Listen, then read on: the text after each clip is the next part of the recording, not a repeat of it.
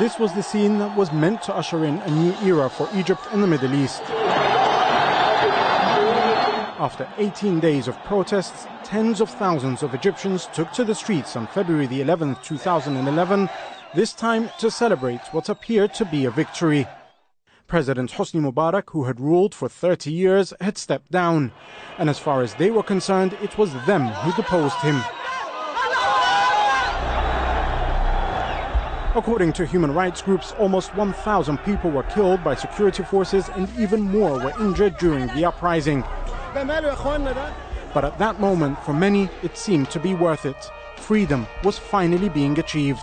Egypt's military generals assumed power, promising to step aside when elections took place. And after months of continued protests, Mubarak and his aides found themselves standing in front of a judge in what was billed as the trial of the century.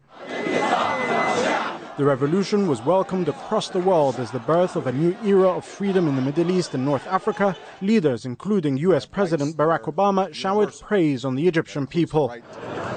By 2012, Egyptians voted in a new parliament. According to international observers, it was the first free and fair elections in the country's history.